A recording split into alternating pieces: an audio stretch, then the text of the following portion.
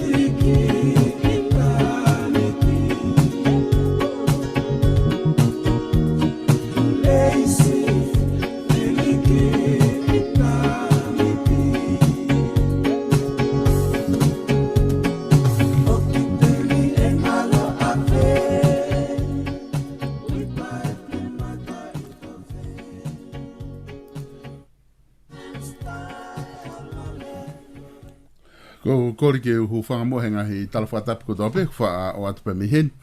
Kai ata mo e whainga maari e kone ahoni ke whahoko dai tau Polokalama ngā maheni koia ko e Tufunga Fonua a lo au pia mo Palofesa to ke tā Siosiua Lafitani.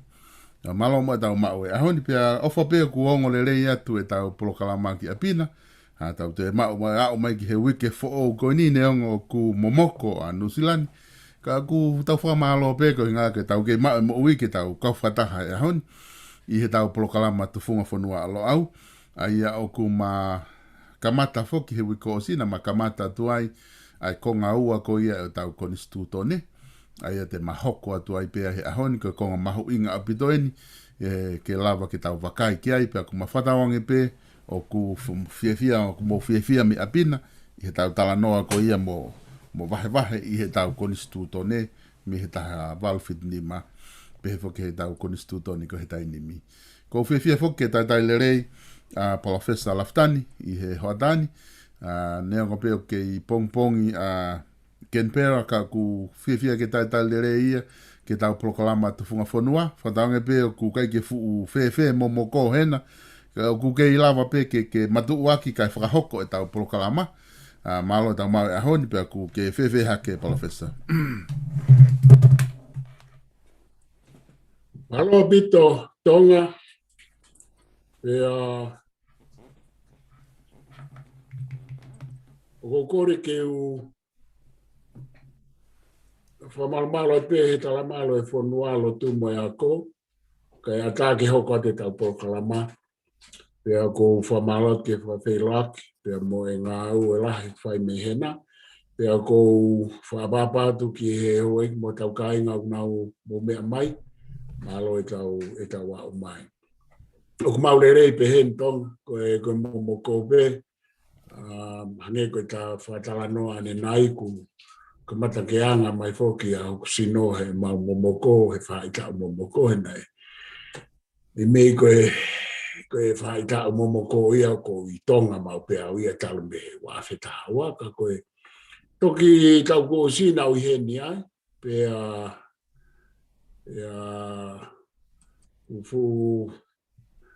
o tau ko sina una toki he na ma momoko pa ko ale ke anga au pito o sino ke momoko ko ia ko lerei pe mo family sai pe lusan pe ko la be pe o la mare rei pe te masi prinis kalani te poto au kalala pe ke fare ha maaf mai ngai ha ko to be ken pelan ngai ha ko to mo me mai pe foki a te roana pe motonga malo Malo pito e Palofesa ko wilo pe ko taha fokein ha taimi fe mo e kina pito neongo ai kei mau ko he lockdown he na pe malusiani i Australiana te ki faha foki tonga ka ku hoko ai ngai Polokalama ko toa pe ku o whakahoko atu pe me heni pe foki ki he mi tia fai fia ko ia lo au o kune hanga o whakawhe mo i kina i ko he taimlahi i he lere au wike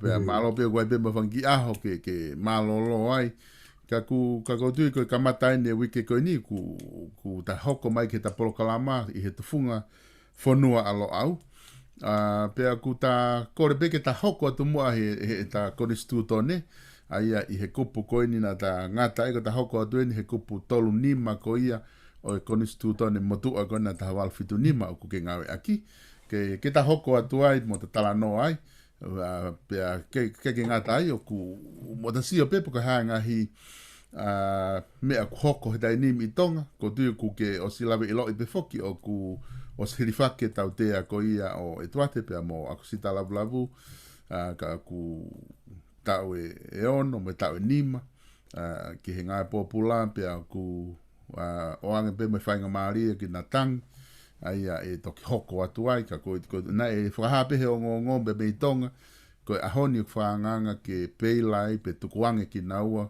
ki hona api ka whakatatari ki he tangi ai ko mahalo ko me pe ia ku hoko wha politikari ko ngongo lahi pe ia ku hoko wha politikari me tonga me he konga whalaite o lere mai ai ki a honi ko tau te a fuki na hirifaki i a whalaite ai e whalaite pe ko pe na tuku tau hi pe ki naua i he a polisi ko ia ino ko alofa i he whalaite toko naki sa apate ko inga na aho malolo atonga i he monite pe na kai ke maua whainga maari e kuna uwhafua e ne ongolo ea ko a honi e maua i ngahi ngā ue whakalao i he whamau anga kai lava ke peila naua ki tua o tatari ai kia taimi e whai ai tangi i o katopa peko i September peko maasi ai ko taimi tangi ia ai whamau anga tangi i tonga ko September peka pahe kai ke mau hawhainga maari ai ko maasi ko ia e tau ka hau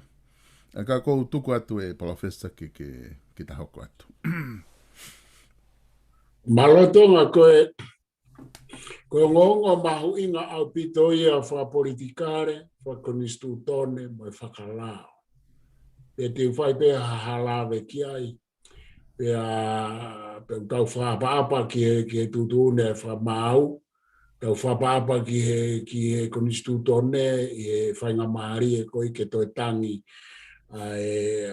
tau administra ko ia, pe he whoki ki a tuate, nata osi talanoa mai ki ai ki ngai kupu ko ia kupu atolu pe ko ke to fi la ve au ki ai ku la ngai fe la fo ki pa la ta la ve ki ai ko au fanga tuku ko ni stu tone o fa ata ke nata pe ku tau loto pe ku tau tu ki kupu atolu mo no para la fi wa ka ku tau ko me o ka fenga ki ai e ta Polokalama ke ave ai kehe e tau uhinga mo e tau whakaukau me au tohi e konistutone ko e tau palopare maia e kutui me kamata e ta Polokalama ko ni ko te fitoi palopare mai ta o kou tui ki ai pe o kou sio ki ai pa kou whamoni ko ai e tau fia mau he funga lao mo e konistutone Pia mo e tau whakauhinga, mo e tau whakapoto, mo e hafua, sai au pito pe ia. Ka kou whenga au ke unofo he fo ipoini ko e mea koe o kutohi, ko e mea ea e a whangatoku ki ai. Pia ko e mea koe o kutohi, o kungofua ke natangi e aho whaua. Ka kou whialawe beo, ka mea pe kou whialawe ki ai ke mea koe ni whakau ke mo i tutu ni ko whahau ko e whamau. Ko e kumanato au kuia ki he hopo ko ia koe a eikpare mia lotu I wakano. He koe ku fie tala noa ki a he koe eiki ia a mau kolo, koe kolo tangata eiki ko mau no pere atu I wakano. Ka koe fie tala noa he koe ai e te ongo ki he toko taha o kuofi mai ka kita ka o whihangangai mo mea koe. He koe tui wakano o kou konga whakae ta ki ai pa toto ke te ia I he mau hau I he nofo I nukunuku mo wātu mo ngai mahenga ngai kolo ona Pea nai ai aku ongo pe ia aku whakae tau taha pe ia a aku ke atu wakano I hono hopo Pea o tala o kuhala ia Kana ke ulawa au ke urea a ki hamea e tonga na whalongolongo pe ko I ngā he kutuku aki pea whai koe whai tūtune wha mau halai atu wakanoto e tangi re batu wāna. Ka koe kutoku tā noa mea aku he kuiai e whai ongo pe he ngāhi maheni mo e whaamiri he tautala noa kia e tuate mo mea he kukau kei tangata. Koe mea ane whai ake tuku aki ka tui wakano o kuni ngā awe hala pea whamoni hala pea hamo hai futiki te nai hongo whulutupu. Pea tutu one whamau hala ia. Sai toi tangi rewa te wakano. Nau whamana waloloa au ia e whoiopa te wakano. I he whoiongo tatau bea ke hataha u whekau aku whakai toto moiongo lapu. He ku koe umea ia koe ia a whangatumu koe mooni pe koe loi turune whamau ia e toi whae tangi pa tau toi sioheni ke alu ke whamau tangi pa koe haa. Ka koe foi tai wā koe nei whae ai tangi koe pia au si pia hao atu I wakano. Pautoki mana wa re ba I kuongo I whakae toto aku atu I wakano mo kuongo I koe mau ki nengo na tu ki ke hia mamafa Aia koe foi mea tatau pe ia o ko wongo I koe he ksio ke ngo lavu ki he kakai o kuna wofi pe kuna konga whakae toto pe konga whakae ha pe I he tau ngahi whikau aki whakakainga keke Aia koe mea tatau pe ko tui o pehe pea toko la hange koe pātia kakai hange koe pare mia koe taimini koe taimi whamana waloloa kato pea o kou nofo pea o whakangongo pe koe hae tutune whamau hange pe ko foi whamana waloloa e koe mea pe ko manatu I koe hopo atu I wakano mo ngā hikolo koe o nā no tofi a mau toluka waha mau kolopa whakahoko mai ka te au. Ai pehe te whanau na i kai kene whai e ia hahia pea e au pe e sio pe ki ai a hono kai. Ngā koe ne rea hanga tonu, koe ne mea hanga tonu ka nau tonu. Ai a koe vete e ia vete he whamau anga, pea vete e he whamau, lahi whamau tangu, moitu whamau. Ai a koe mea koe ni, na ia o mai atu i wakano ke he fo i mea tatau pe. Ai ni na ia o ke ai morau rabu. Pea o kuna toe alu ki he fo i mea tatau pe na ia whangatu. Kui ki tau ile tau tolu e whamau tangi pe e ola tatau pe, toi tā polo mai pea he tutuuni e whamau koe ni ka koe. Koe tau fōko ia, tau whawhetai pe tau tūna e fōtu e tu pōrua ki mea ko kunistu tone mo whamau anga pa whamau wawahe ki nau tolu ke nau keheke, a separation of powers, ke au mai ke ngahi aho pe heni o kumalawa ke whamau, ai tangata mo whewhine, o whakatatau ki e kunistu tone mo la, mo mea e mauat ke whamau anga. Ka kou whawhoki atu tonga, ka pau te aho, ta anak mai kai te ta alu ke kupu atol nima isa o konistu tone, he konga ua konistu tone. Koe, maala pito e Palofesa, koe tui koe whakau kau whuke nia ku ta whaatala noa pe ki ai he tangahi Polokalama. O kei toko lahi whoki ai ni ihi o ku nauhanga o whakaanga i ai sistemiko e ta whamau anga. O tuku aki o ku iai e whahinga corruption iai pe koe kai kia hawhainga mea e totonu hange koe ta whakatātā koe hopo koe tui wakano mo ua he whakamau anga lahi pia aluia atame o lunga ai au ku tukua kia he ni ihia o ku ai mea ia ku ngari whai kehe i he tuunga koe hopo he ne pehe koe hopo ni koe ni o ku mo ua he ni pia mo ua mamafa au pito me iofia he maximum he lahi taha koe tautea i he tikite na whai ake whaka ilo. Pea kutoe ni hange ko talanoa whamanawa loloa ni ki he hopo tangi. Ka kapau e alo atu ai ola o toi tatau pe mo ola atu i wakano. Ko tui e te lahiangi hono whehu ia. Pe koe hae uhinga o ku pehe ai whakamau anga. Kaku anga koe tau wakai ki ai. Ko no molo pe mahalo whakamau anga. O koe mea koe tangi o hao. Ai mea koe tangi o mo ua pe. Ai mea ka tangia o te lahe tautea na atpe ki tautea tau e taha ia ku. Ta mahe tangia ke ai tau e nima, Ko ni tuu pehe ko mea ko wheu i. Ko no molo ko anga maheni pe ia e whamau anga whakatatau ki he konistu tone. Pe o ku iai hawhainga mea ai o ku ngari kehe. Ko uhinga ia tonga na e ai he kau filosofa. Ko ia. Ai separation of powers. He i kai ke tau toe mau e tau tolu ha whakamau anga hao ai mani kā koe whakamau anga. Koe. Pea koe anga inia e ku wakai. Koe mea koe tala mai he whakamau anga, koe mea koe te utari pa te mui ki ai pe o kou loto ki ai pe kai. Ka pau e whai tangi ku hao e o lau. Koe mea e te utari he koe kupu maalunga taha ia i mamani tuku keha he vani ke ne whakamau i ha mea. Ka pau te tau mau e mahino ko ia he i kaito e omi ha kupu ia i mamani ka u ke tui tapu mo ia ke ne whakamau i ha mea e toi maalunga ange i he whakamau anga i he Fonua. He uia i e whatongia ia tui tapu e ke lawa he Vatikano e ke nau omi whakamau ko ia koe whamau anga peha Fonua nei te. Pea o koe kai ke hao e tonga malawa ke whiharaki. Ka koe whaahinga tae mahino, na e ai ki he Fonua he tau e whanoa o whae ai u lea tae whiunga mohono. Whae ngahi uhinga hala ke mea koe whamau anga.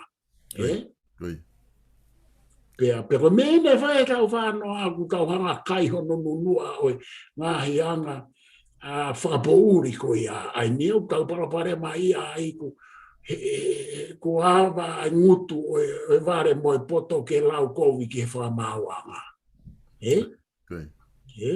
Ka koe whehui ko atu helo au pa ko atu.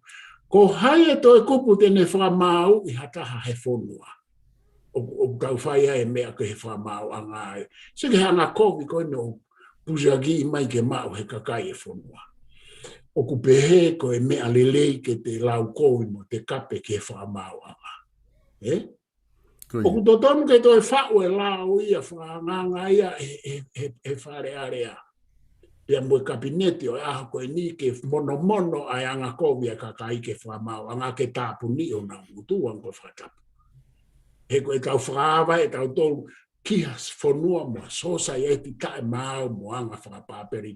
O se te wanga whakapaperi anu me tae mau koe lau noa i halo au ke whare tu ime ngai whamiri. O kou wakai hifo tonga.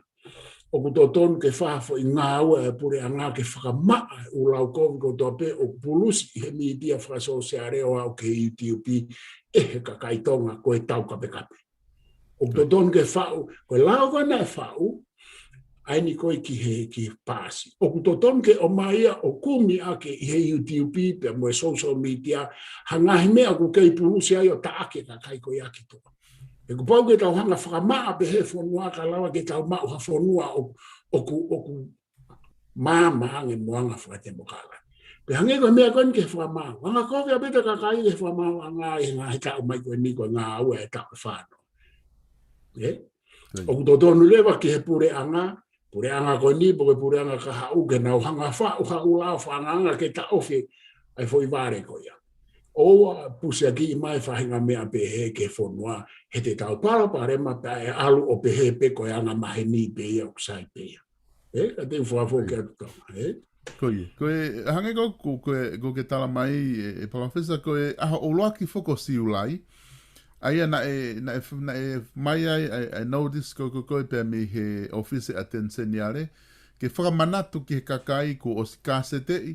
Ai lao ko ia ko ki he ngau e ko social media ai na kamata lewa ke ngau e lao ko ia me aha oloaki ai ko aho no en ai aho ni o no en ai ngau e lao ko ia ai pe aku tonu pe fok ki kai tonga ko do pe i ha feitu pe mamani ke na te ngau e whakapoto aki ai media fa sociale ta fito ki tonga ko inga he ko osi effective ai lao ko ni ko si kasete i pe ko osi ngā ue lao ko ni ai na kamata ia a uluaki ko Siulai e malava lewa e pure anga ke na hanga whaka ilo hataha o kune ngā ue hala aki ai mi. Io kumia ko popo atau ia e tonga he ku kei ase u video mo me pulusi he kakai tonga rea whakatonga kape whakarieri ang koe whakatapu i ngai mitia whakasose o ta aki ki toa. O ta aki e umea ko ia ngai fu video ko ia he ku ikai ko whakatoka anga lele ia ki he tau Siulai se pia moe ako, mo tāna ki mai lotu, mo hafua i ngai whakaukau whakamorare. Ka koe na usai hange ko tala mai. Pea ko o atu ai ku popoaki me lo au mo au ki he pure a ngā. Ko whaampe ke kakai. Nā toru nau mea mai. Ki tā noa koe ni mo o to o video ko ia me mo ngahi hingoa, mo ngahi mea mo pulusi mo ia. To o ki koe ko hamea ia ke tuku ai ke o ake tau whanau. Pea koe mea ia whatongi ai pure a ngā ke nā mata ake ka kaitonga koe aki tu ai ke aonga whaulao koe nā. Pa ko toi whakotu atu a koe ke pure a ngā. Ke iki pare mea me kabineti whakawau hange koe whare area. Sea e whare area. Fuanga kovi a pite kakai ki he tau whamau a ngā utotonu ke toi whaumau whaanganga. O ku ikai koe mea ia koe atonga ko whakapopula. Kono ai he kui ai fie mau ke ai kakai ke nau iloho nau ngata angapang. Ka pau koe ke nau mui ke he ulao e aho nito. E ai ha ulao ta anaki mai ke ai ke nau whenga ke nau mui ke mea. E ku alu whakataha umea koe pa alu whakataha mo tau ngahi Polokalama whakahaka mo hea fua. Ha ume kaulotu ke tokoni. He koe nga pe tau mo i e alu pe kakai ia he umea atu nau fie mau. Mo e nau ngahi anga ko. Aku tau luku ka atoa ma ai lelei. E koe tau ai, koe ma ai lelei ai Fonua, ma ai lelei ai tau whanau, ma ai lelei ai kahau. Te ria na aura ke tau whamopuna o nau sio mai po koe haa koe mea na tau whai. Koi. O pehe fo ke Palofesa he tokolahi e ni kalahi e whaulao hapureanga. Nau talamare wana tolu ia ku nau hangare wana tolu kamata ke kuku ho nau ngutu e kakai ke nau freedom of speech.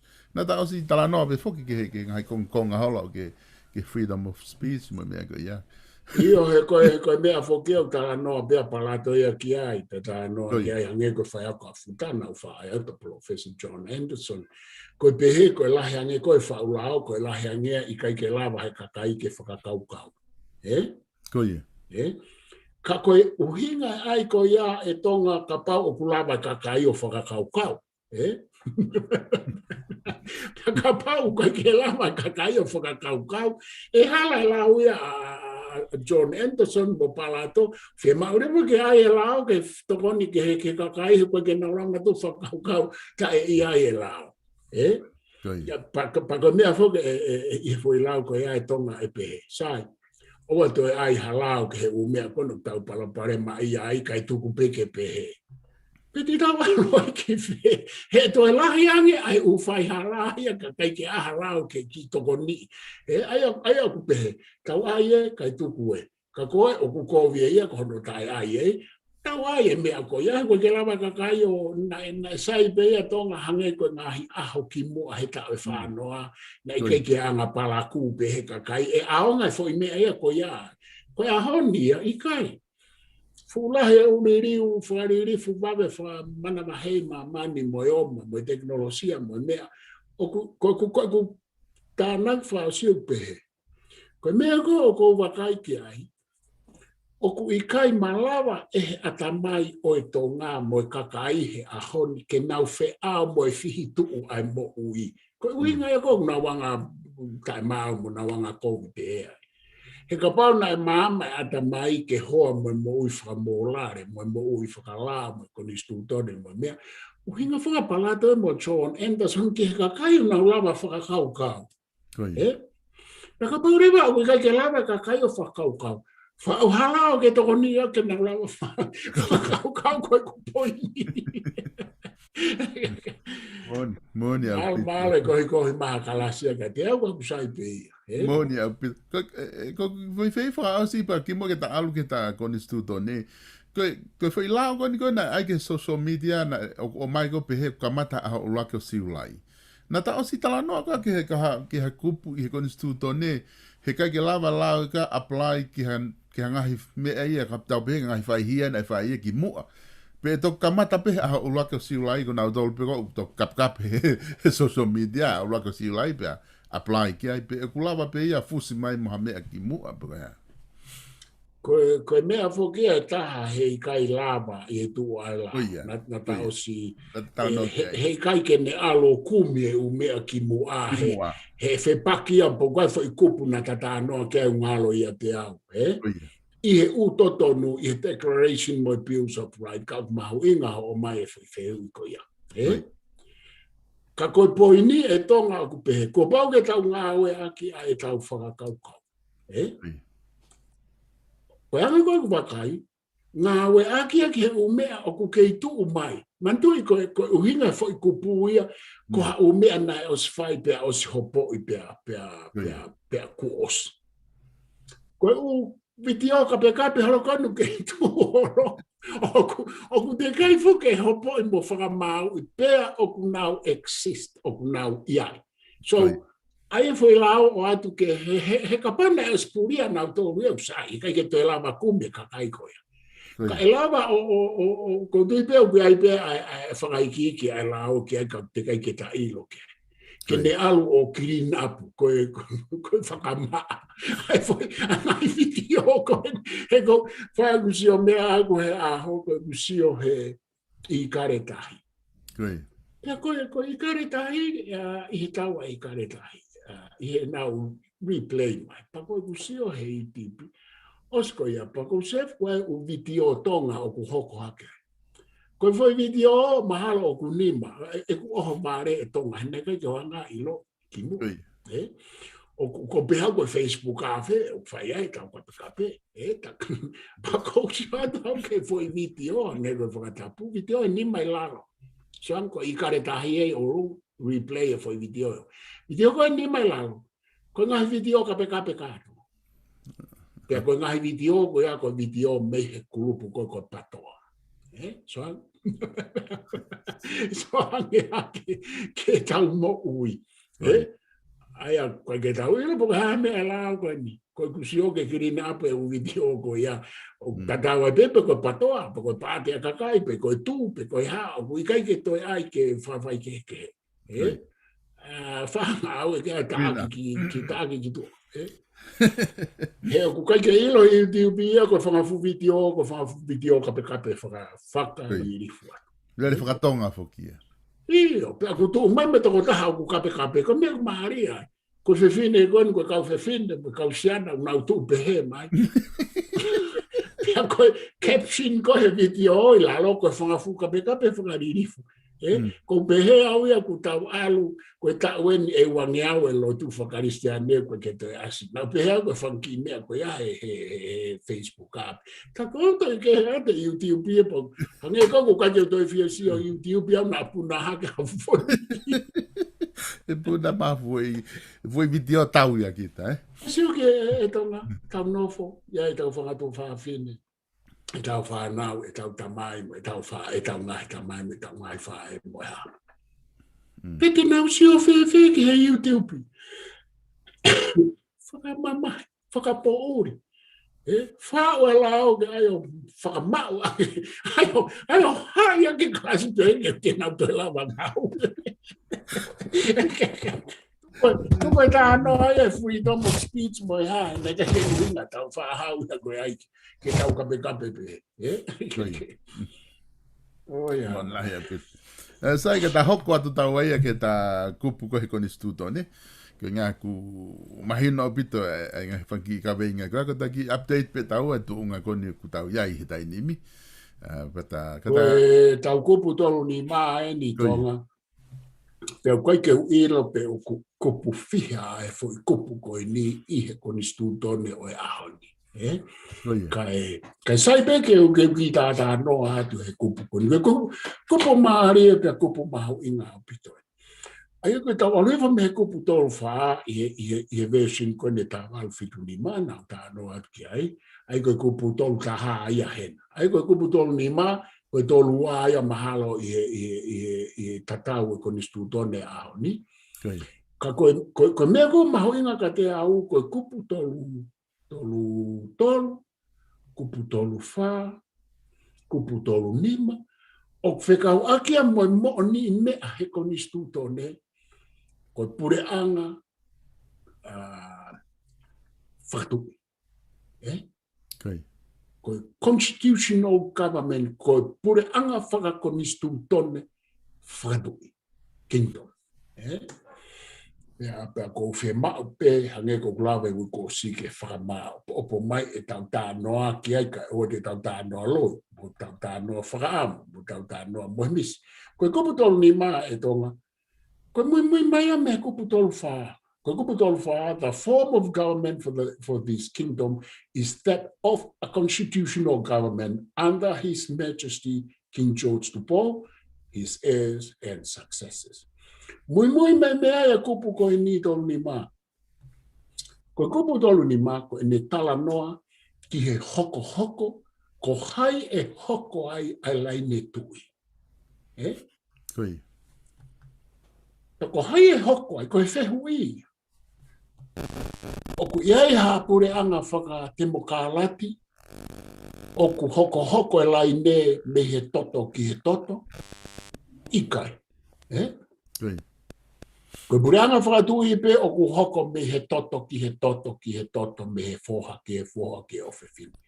Tau whakamaha popo ki ai e tau tala noa. Kupu tonu ni mau ne tala mai, ko hai e hoko mai. Ke puke ai for constitutional government ai kingdomu. Sai, koe tala noa koe ni he kupu tolu ni ma o kupehe. Ulo aki, koe alo lahi. Ka hala e tu I, ko hai e hoko. E koe taimi koe ni, ko David unga. Ko David ta unga, koe alo lahi ia otupo uloaki he koe ni nai tohi ai koe nistuto ne ta valfi ni mapea nei ke lau maari. Ko hono alo o te vita unga ko weringa toni ngu. Ko laine ni koe ne toton ke haua e laine tui.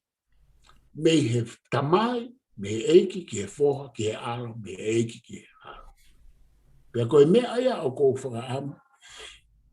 Sai, ke awe kia e tau tānoa. Pa tau nofu ai koe mo ni me aia. Pe ku ke tui kia i pe ikai, koe kua palapare mai aku. Koe palapare mai aku ia, koe mo ni mea koutoe konisu. Sai, na e hala te vita unga ia. Koe alo e koe ne tu ton ke hawalai. Toi hala mo meringa ton ngu ia. Toi pekia mo. Pekia lo ua nao te kai ke i la koi fia pea atu po uaki ia.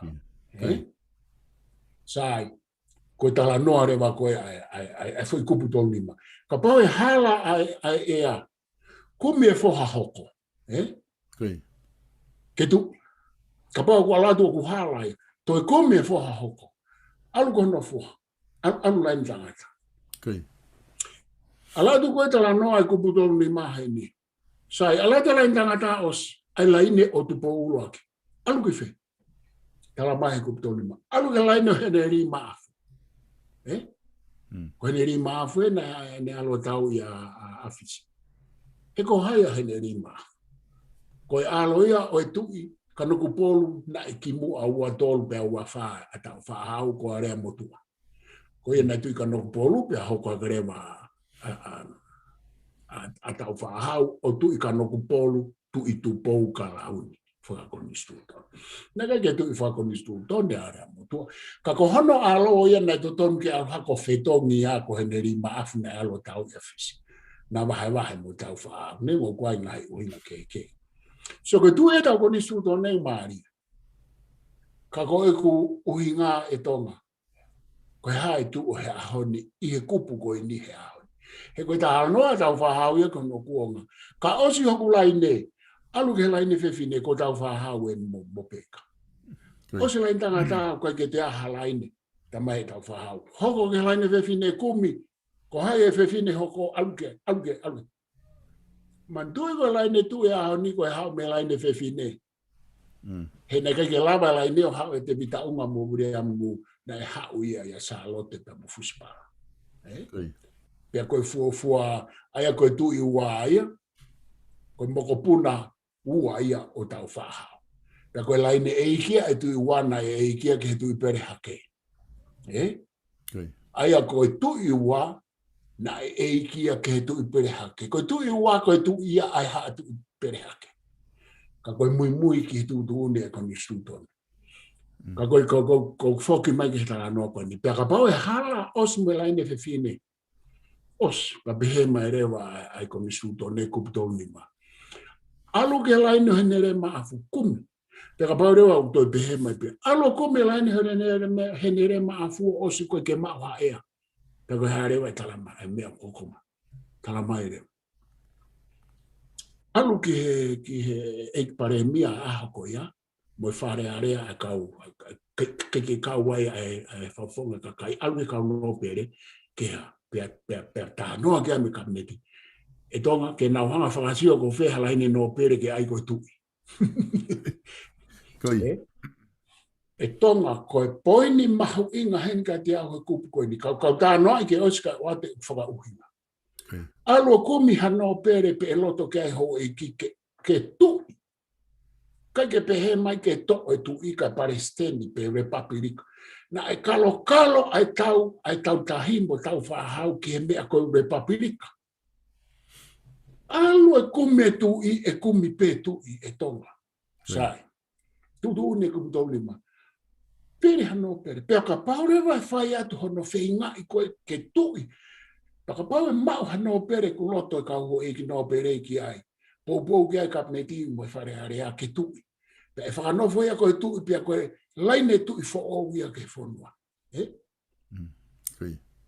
Koe poini mahu engan ka te au ke tau whakakaukau ki he mahu inga o i whakakaukau e tui e mate pe e Fonua mo e tui. Mo tau tolu ke ua tae aha tui. Tui pe hau e kupu tolu ni mātonga pea. Pea. ka paure wa ke ma wa ta he lai ne ho e ki ke tu fata ha pare mi am ka me ti ba mo fare are a ke ku mi tu Mari. Ke ai pe hatu i he koe Fonua ko e ni i he e ku whakarea.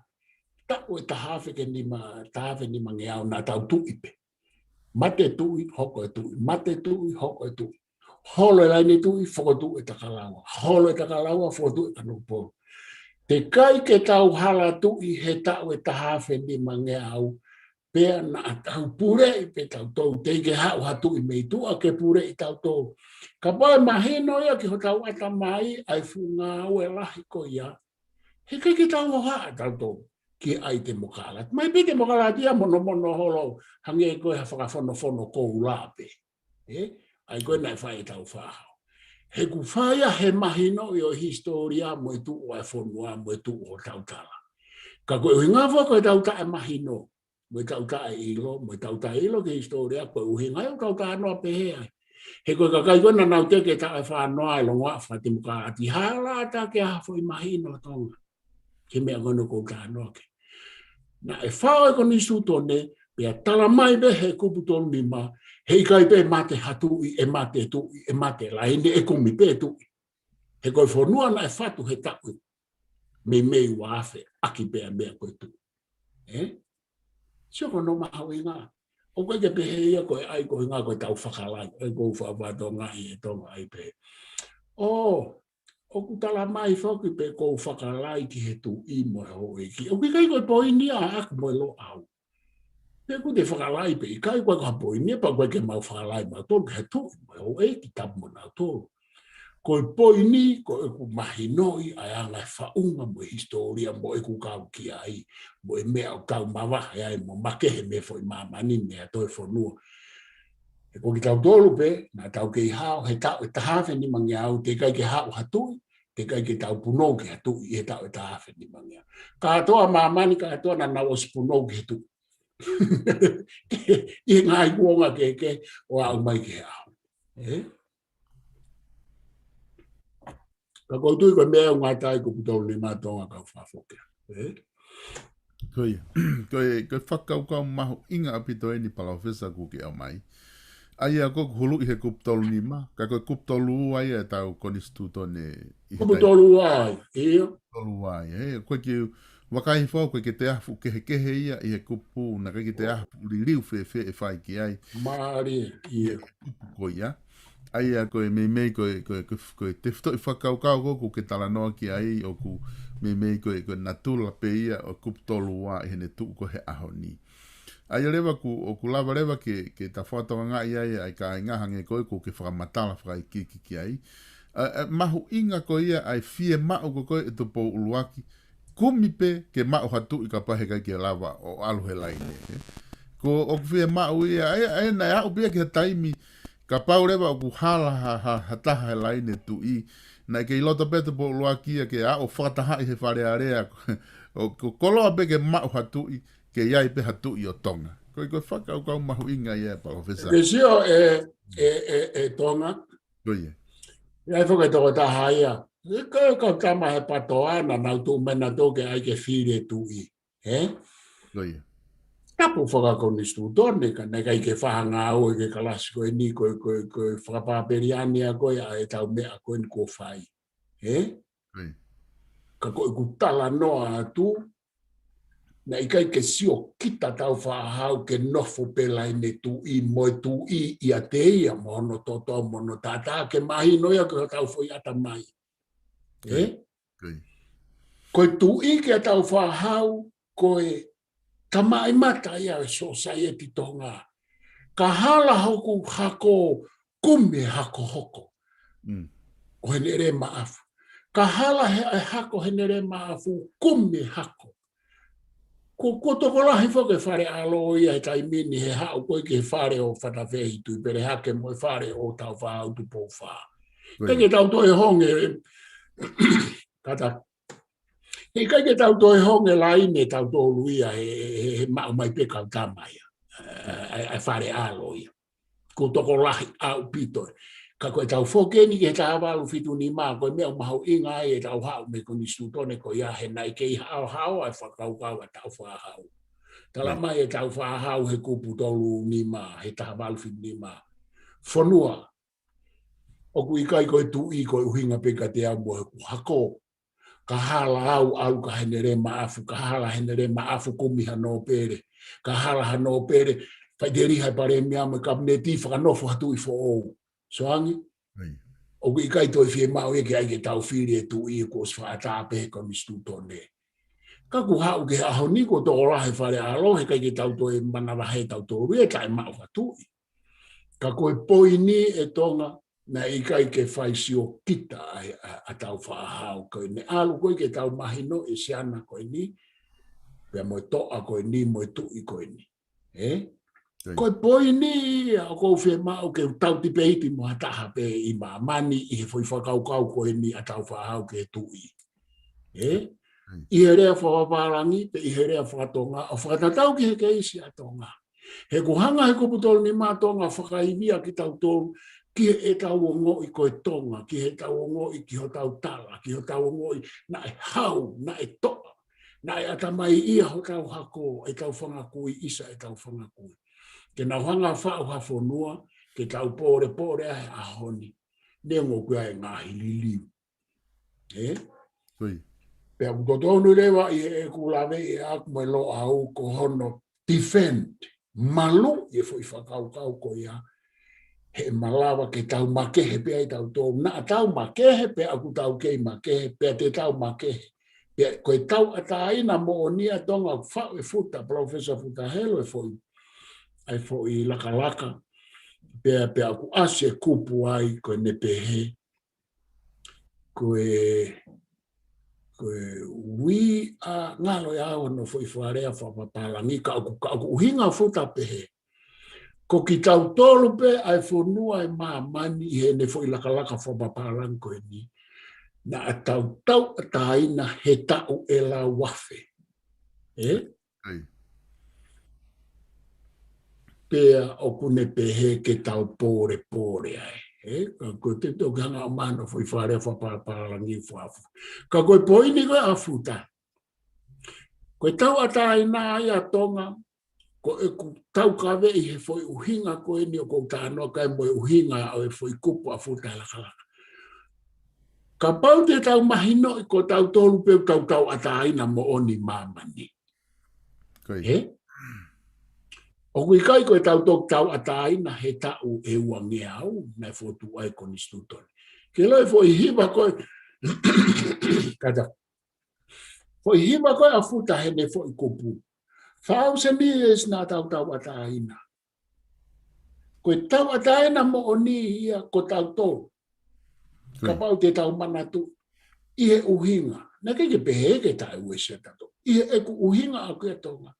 Hena e te eki peke pure i tau tolu, i he tau e tahawhi ni mange au e ka Fonua. Pea o kuke i hala mamani, ko i tau make hea. Koe poini a koe ke te au, koe ke tau pore.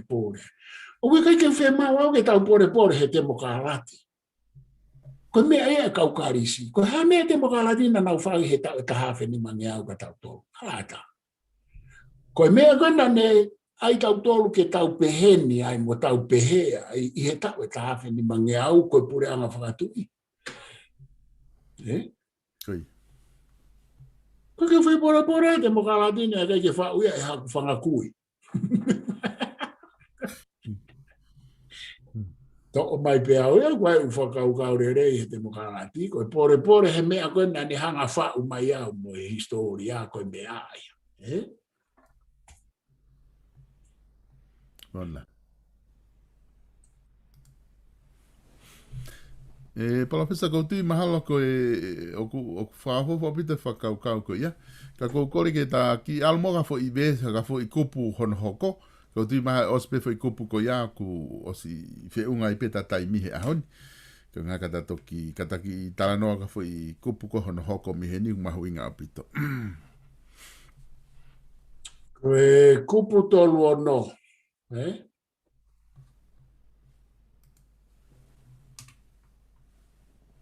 Ko kupu tolo no ko kupu mau inga e ka pe ko tui o ku ke ma pe ia hena. Koi. Ko kupu ko he kai no fua. Koi. Ke fai hamari pe ko hata ane hata e he fare alo. Te fito ki hataha e mata e hoko koe tu. O hoko koe kalauni. Koi. I kai ke finangalo pe loto ki ai tu i o aho ko ia. Ka paurewa o kumari hata e iai ai loto mo finangalo e tu i pe aku malawa ke ta e whakalao e fo i mari ko ia. Koi. Pea e malawa rewa ka pau talanga hata ko kupu tolu o no ia. E laure vai aku os ngata ia pe mate ia. Peke to e lau ia aku mo ui hono lai ne ka pau talanga ta ki hono whiri hono mari te fito ke ataha e hoko ke kalau. Koi. Ai ako kupu tolu o no ia ko mea ia aku no fai. Pena e os whakahoko ia ko e fuafua whakahoko mea ko ia ko e whakatao ngai ai u mari whaia e tu i koe ko tau whahautu pou wha. Ka koe whai o whakatatau ki he kupu tolu o no oi ko ni suto ne motua. Koi. Aia koe kupu tolu o no ia. Ai nei lahi mai whaahinga ia nei ta ofi ki nau tolu. Kai koe hange ko tahene princess ko mele Siulai tapu. Nei Maria ki tua pe ta ofi. O maia o ta ane ia pe mo kalani walu ngalu. Koi. Aia koe toko tahaia koe nei hoko mea pehe ki a maire fihi. Nei hoko mea pehe ki a alaiwa mama. Koi. Nei tu usi a alaiwa mama. Nau i tō ngā au e taimi koe a kou kei ai nei ta ofi. Ai kei fo i kupu koe ne la tolu o noe nei loto ia ke mari nei kai ke finangalo ke ai tui. Ka koe laine. So koe laine ko ia ka pau na i kai ai hano tu usi ko ia. Ko laine nei te mei alu ai laine tu i he aho ni he ko tu ia he aho ni ka mo ia ko ia whika tolu. Koi. Ka koe kupu tolu o no ia tonga. Pea okulahi hono whaanga ia mo no. Pea mo e whela whoakia mo e tālanga he kupu koe ni. Ka koe u konga ia o e pou mo hono puke o whatatau ke he kupu tolu nima. Koe ahoni a tonga o ku whaingofua ange ia he ahoni he kulahi e ni ia whare alou nau ka ane be kunau mari pe nau tōria o ikai ke nau whakangongo nau tōria kia tupou nima pea mo tupou ono. Ka koe fo i whare koe o e tu i ai fo i whare alo koe i loto. Ai koe e alo ai e laine kalau nimo e laine tu i o ku mahu inga ai nau whakangongo ke fo i kupu tolu o no he ku whao me ai kalau ni hoko. Ai a koe whare koe o tamatu he aho ni. O tau wakai ki ai o ku nau kei talango fua. I hea ngai tu he taimini koe ke tau ilo. Pea koe tamasi i piri niska lau ni. Mui ia ki he tu koe ni ai kupu tolu o no. Neongo koe na mari ta aofi ka koe konga ia o he fua tu. Foi fonga mo tu a whakatonga pena kai kia hano ko ia ona. Ka koe uhinga e fokia ke alo e tata. Ka koe mea maho inga ta haa ia. Koe mea koe ko whiela vea tu kei tonga. Kei loi e tau historia, e tau hao, e tau haa tui. Mei mua. Ka pau te uwhakalau e tau ia talanga taa koe a ngahi alo o ngahi tui he ngahi kuonga. Nei kai ke tolonga kau tamaina e talangata a e tonga mehe kamata a ngā pe mea aho eitu. Nau talar whaatala noa au ki ka weinga koe nipe mo e pure whakawahe ko tonga o nuku alofa. Alo i taisi takau, ko kula. Ma whaatala noa ahi ke mea koe ni he kau elo au. O mahanga siofi, pautange mahanga siofi, ai hau e tau hatu i e tolu, koe alo na e talangata, koe alo na e whakawhepaki, na e mate hono lai ni whakanatula, pe ona pena ea, kai ke toi lava hau hono lai ne ona. Koe whai mea o maari e kuwakai kia. Koi. Pea koe tau wau mai tonga hau ai hatu i lalahe tolu tatau pe takalaua, me a tatau, hange hatahi e uke isko ia. Hau peo hau mai ka tau wha hau tupo roaki o hau ai. Me a tatau peo hau mai ke hau. Koe alo koe na e tala ngofua, koe ia o ku hau ai laini. Pe koe hau no uhinga tonga whaka o tua, pe koe hau whainga uhinga te ke ui aki. Ma te whakalaua tai ke isko e miu hange hatahi. Pe koe tau hau koe ni mea tupo roaki kihe aho ni, koe ulaine pena e tala ngofua ku hau ai laini. Koe foi kupesi pe koe foi pattern koe ia o ku whakahistoria ia. Maria au pito. Au atahaya ai mahane whainga uhinga. Sai au pito pe. Tala atu pe au ia ko historia ai. O ko punou pe au ke he mea e taha ko punou ke he mea na heo ko historia. O koe ke punou au ke hatu i wha politikare a taha. Pe ko hatu i wha ako. A taha ko pureu pe au ka pau ku wha moni e historia. Pea koe fo i hao, koe ni koe mea nau maare ea he ta ane ai tamapili nis kalaune a hao ni. He kou nofo siofi ai hoko ai alu ai fo kupesi ko ia i he tau hatu i. Pea kou nofo siofi ai ngahi whare alo, me kau princess, me kau pirinisio, nau talangata au, nau alu, nau tolu e kitua. Nau alu, nau tolu kitua. Pe koe hae nau whahinga whakauhinga, nau tolu e, nau uhinga whakapoto, alu nau tolu kitua. Koe mea meu alu e laine tui koe laine talango fua. Mea oku hoko ia koe katoe mea ia ke toi ai ke whakawhehu ia foi moni mea. Koe tangata a alu e tawhaki, koe talango fua. Teke alu koe moi kalau ni moi laine tupo. Maari e au pita. E te whawhokea. Palofesa koe ki whakaukau koe ni koe taiminga na ki tala mai foki koe anga whakatonga pe na e whake uhinga mālohi he ku whehu ia mau pe foki he kakai e ta whaaki koe ni tapu moi hatu i ai taiminga ko ku whia mau ai ke nau whia mari aki pe i loto ai ko hinga ke ta ofia i ta ko hinga foki koe laine ko ki he hoko ki he taloni ai mahu inga ko koe ke hoko mālohi mai hataha ke taloni ko oku mālohi a pito ne mau ia ki nau tolu ai eiki ko nau iai. Ka koe foi kulunganga whakatonga pe koe mea he konistu tone na ni whakangofua ki nau tolu he kapau e apply fo ki he tau kakai ki he commoners e lawa peke mo ua e kakai ia kapau e te nau whakahoko e whahinga o wau ko ia. Ai whi mari aki ko ia e lawa eke nau mo ua na tonga po pula. Ka koe unga koe tuu ia ai ulunganga whakatonga o na mei palanisi pena ua ia mo konistu tone. Malo tonga koe koha ulunganga whaka karistiani. Koe. Koe koha ulunganga whaka konistu tone. Neongo na e whai pe ia i he uha atu i lahi i mamani mo Europa. Koe foi ulunganga whakatonga pe ia. Koe. Pea i he konistu tone, o kui kai ke mo ua hata haia ka pau e mari mo hono second cousin. Pea o ngofua ke te mari first cousini, ka koe ngofua ke te mari e ta whaake te whae. Koe tu ia tau lao. Koe.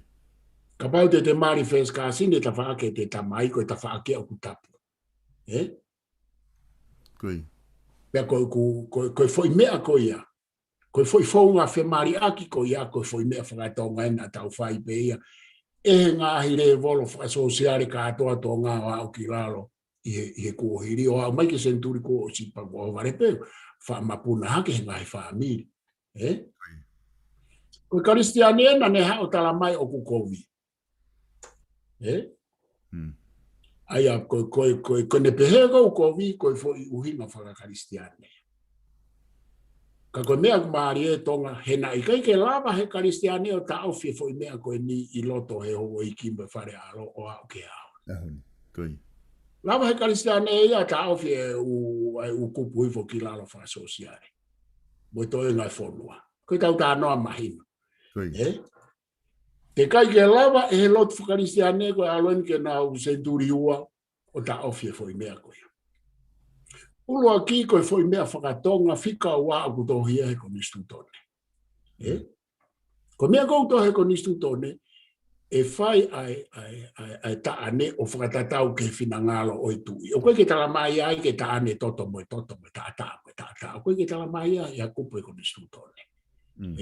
Whe mau ke tau whe mahino aki. Koe foi whetaane aki a koe a koe foi mea whakatonga ia. O kuia mea whakaporini isi, mea whakamoana, o kuia Hawaii I motahi mo mea koe ni pio. Koe Maria ai tonga anea mo tō whewhine ia I u Fonua koe a koe mena tau whai. Ko tau tolu I tonga nei ke tau ai tonga ane mo tō whewhine na tau kamata he whes kasini o ka whie mau. Ai kou tupu mea e tamaha. Hei kai ke hao koe moho karistiane o moho mea whakaongo o ke tala mai o kukovi foi mea ko ia. Hena mo uia I tonga he lau senturi pa koe tau tupu mai nei ai. Tau tala noa maa tau tauria ke mea ko ia tau ai tau tauria tala noa ki historia. Ko tau tolu katoa whakautonga ko nina tau tupu mai me whainga sistemi whe taane aki ko ia I kau tamaha. Pea koe mea ia ko tau au ke ai, pea kuke I puke maia e nau tolu I he uhinga, whakatonga motua. Ka pau o ku I kai ke tui ki aha taha veteki. Whe hono veteki ke ua whakahoko e whai mea koe, ka ku o hau ia pea o ku ai hono lea koe ia kai ke. Sai pēte tuk manatu. Ka koe whai tari pēa tonga ke ufoku mai pēke nou ke whakapatonu, koe whai mea whakatonga, tonga motua, mea whakaporini isia, whakamoana motua, pēa kui kai koha mea whakaristiane, kai ke mea whakonistu tone, he kui kai ke tala mai he konistu tone, ia ke whai mari e toto mo tata. Ka, o kungofua he la, o te kai ke whaha whai taane ia I tau Royal House o mau e lao e tonga. Koe taane koe I he Royal House, koe taane pe I he malmalo e lao, koe fo I second cousin, koe fo I first cousin. Koe tupu maa tupu o wana e hau ia I he fo I first cousin, koe uhi ngā ke mau hatu. I he hau koe ia tupu o wana. O ku whenge fo manatu e fo I rea ki a mai e William Petelo ko e fo I rea heni ko kite tama. Kite tama, ko fo I rea ko whenga ke whamanatu, ma loa bito moni no whamanatu mai, ko fo I rea ia koe ki he mari first kasi ni ko kite tama. Sai, ko tau alu koe ki mui na e komon pe na anga maheni pe kite tama ia tonga, I he whare fisi pe a moe tu I tonga. Ka na e tapu I he mea whakatonga ke taane hatonga ane mo tō whewhine. Koe tau ke hea mo Hawaii mo ni upio a Hawaii mo tahiti mo mea. E ko nau tolo au ke ahoni o ke taane pe ai eiki, whewhine mo eiki tangata ko hono tonga ane tō whewhine. Na e te eki ke whakangofua ia e sistemi pe koe whaunga atonga ia taimi. Na e fo I taane pe he ia. Pena e hanga heka ka ia turi ai tu I tonga koe ko tu I tātui. He ko tu I tātui ko ene whehuhupe ko ne whae ko nua ko o whewhine lo au taputoka. Tau tala noa ene senturi hima pa ko hango furu. Ko tu I tātui na mohe pe ia hanga whakatapu mohono tu whewhine ko lātu tama. He koe konga whakahawai ia whakawaihi, whakatahiti, whakaelo au ia. O tu I tātui he ko ene whehuhu ko nua, ai koe whena peka ko nua, koe o whewhine ulaki lo au ko lo au taputoka. Nei ka mata ke hao e fo I toto ia koe ia tu I tātui. Pena e hanga he kauto ngā ia mati ko ne eiki ko tu I tonga momo ko tu I tātui, koe alo tu I tonga momo. Nei whae tu I tātui e fo I mea. Mohe pea mono tu whewhine alo e whakatapu, whapapatu. Ka koe utanoa ke mahino. Pena I kai ke tāria he kauto ngā he na e tūria I peo au. Pehena I tamate he kautonga. He kautonga family tamai e ike atu tatu. Ko e nā loto mamahi I hono wha hu mai e foi mea koe koe mari koe mohe a tonga ane mo tuwhewhine. Ne ke tāri ai tonga. Pea puria tal matu I tātu mo lātu tama patoe mapuna mai e senturi tā whitu fotu mai koe haa whare whisi mo e tamaha. O toi whakahu mareo kai whēs kā sinipe ki te tama pe. Pea koe tau hau ai mo ki te tama. O ku tupu mai mea nei tupu mai mea I tamaha. Tupu mai mea ai toi e ki lahi ange he tamaha koe tamatau haa. Nei taha pe tamatau hala ko makamalo e historia. Aia, koe ku poi ni tonga. Tau pore be tau tōru ia he fo I tala ko ia he koe mea ena tau tupu mai ai. Mea ngau tala mai he kau paparangi mo karistiane he ahoni o ku kovi. Ka nai kai ke kovi. Pea ku kei hoko pe ia he ngahi whaamiri he ahoni o ka pau te ke mari I he lao. O ku ia e ngahi kupu ia o ku he tawhake utamai mo e whae. Nau mari pe nau tōru he fo I first car, kai koe first cousin, second cousin. Pea koe tala noa koe tonga ke senturi kua o sia u whakatotolo a ki Ford mo hai fua kau kama e niu hene nāngo whakatotolo I tonga. Ka mataanga I tau kua o si, kau kama ako hene. Koe mari kasi ni na hange hatahi na nau. O at ke ukolo koe first cousin mo second cousin koe tau noa molo ia. Aia koe kupoi ni tau whoki mai koe fo I mea whakatonga. I mea whakatonga. Ku lahi whoki e Palofesa e dai nimi he ngahi whamiri na uki ngahi reunioni koe nau tau mua pe koe nau whakarea ngahi mātu a tuku maha mo whanau me whangamakapuna ke nau whiohi koe ngā ke ua nā te hoko e lahi whe mare aki ko tai whe ilo ngaki e ai tai whe ki te ngaki e ngahi whanau mo nofo wāma mao ngahi wheitu ka ko tu mahino pite whakau kau ki o mai ka ko o atu pe ke whama apopo mai rewa, ke ta ose e koe poini koe atonga, koe ne pehe koe, o koe fo ilea be fo keu tau whai. Ai ke mahene tau whanau mo whangamopuna na whai kuna mari whamiri. Koe fo I whakarea e, koe ia koe fo I whakarea whakakaristiane ia. He koe tau nofo whakakainga whakatonga na e fie mau ke mari whamiri, ke puke to tomo e tata. Koe koe mea pea e hatu I mo ho eiki. Ka te utalātu e mea koe ni. Ke loi o haware pe ku mari whamiri hataha I hoto whamiri. Pea ku iairewa e rea ia ku hau me mātu a o pehe. O ku sai pe ko o hinga he ku mau ofa pe ia koe, pea mau ofa he ko ngā he ku mo whamiri. Pea ko o se whanongu au ai. Pea o ku iai ni I pe o ku whamiri, he ku me iai a mea pehe o ku hoko he ngahi whamiri. Pako te alatua kita siot ki hongo ua ko ia. Ko e koe haui halai ne koe halai ne pe. O ku te ofa he koe tau foi poini whakatonga au pe. Hau pe koe. Ka pau mari mai e taahine ia ko whamiri ofi pe ki hoku foha. Pea koe ako naki rewa koe kai ke uto e lava o whakarea. Ko ku pehe. Hau pe koe ia. Hau pe ko hau pe me whare ki whare ko hau pe ko. O ku mafure fo I mea toto e tonga. O ku ai ngahi lea ki ai ka ngaro e au he taimini. O ku mafure o wha ia o wha lo ua ia. Pea o te ke tā I he ko hoto whewhine. Neongo ku mo mari. O tau whanau. Ka koe taimi au mapona mai ai lea ia e ka inga o kusai pe fo I mea ia. Ko koe ki honga whai ai to kusai ko pea tu o ku malawa ke hoko. Ka koe tau mafure pe voke at the side of the coin o tau ai. O ai ke ua te mou mari whamiri, ke mou maheni. Pako mari haunga ua e pa toi mafuri rewa foi mea. Sai pe he te mou, koe hau pe, koe hau pe me I whare, ki whare koe toto pe.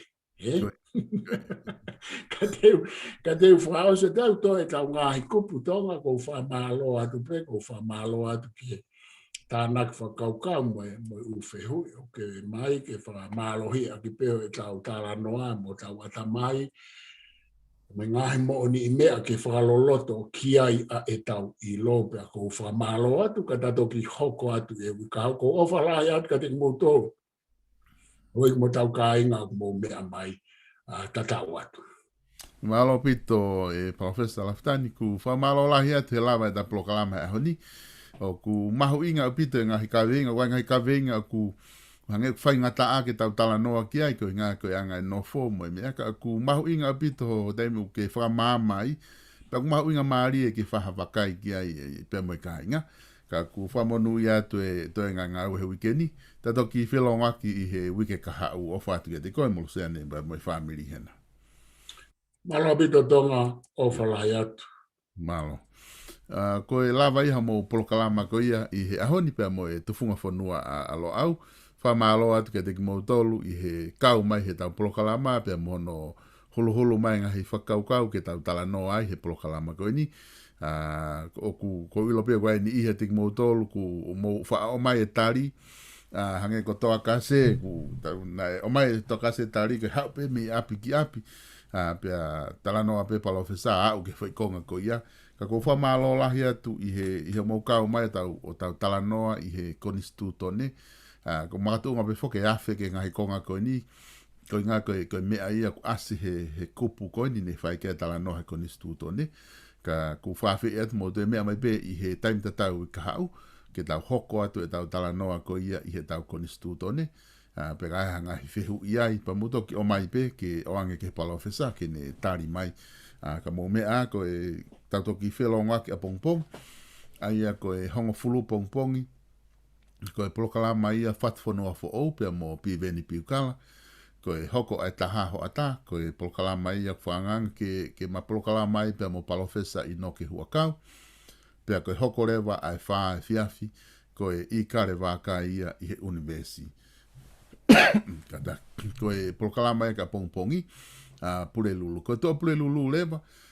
Ko e Polokalama ia e whahoko atu i he taha ho ata. Taimi katoa ni anu silani. Ai Polokalama ko ia hulo i fi pia mo kafoika. Stake ko e hoko ko ia ai whae fiafi taimi anu silani. Ko e Polokalama mawaheia pia mo e whoki ki api.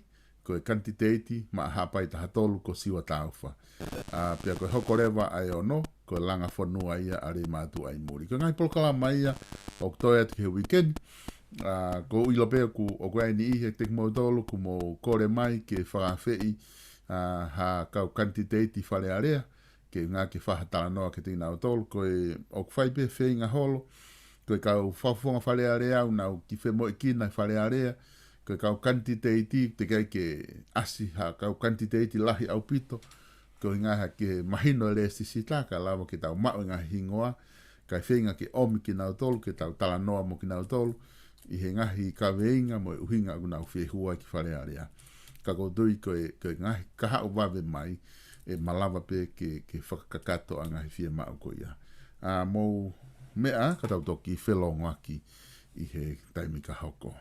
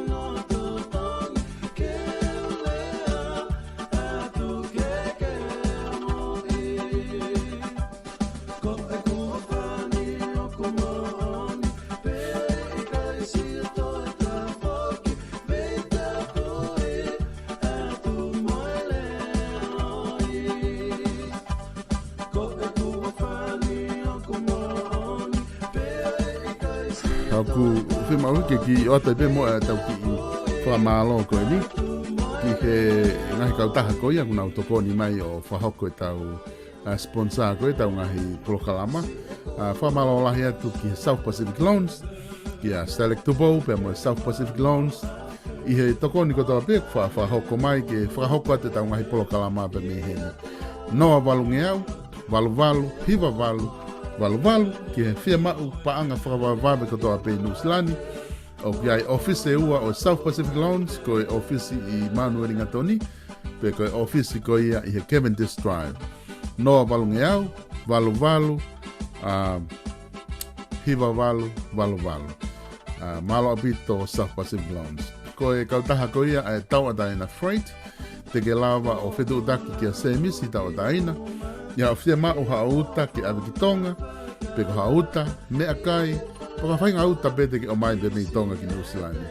Te ke lava o whetu utaki te ki na utolu, i he noa ua taha, hua ono taha, fitu nima, tolu fitu.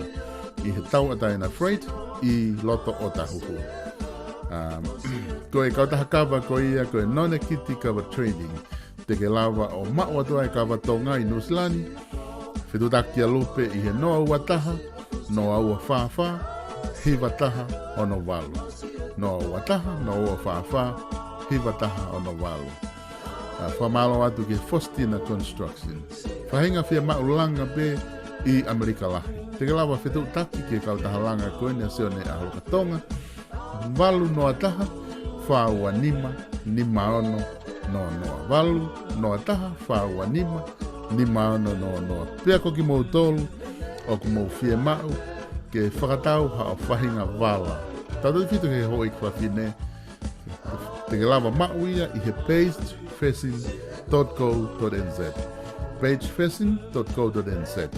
Te ke lava o huk he website ko ia, mau ai ha whahinga vala. Auke aloha, whainga wala koe te ke tui ki hea whainga kātoanga pagefacing.co.nz. Te ke lava o mau atu ai. Malo apito.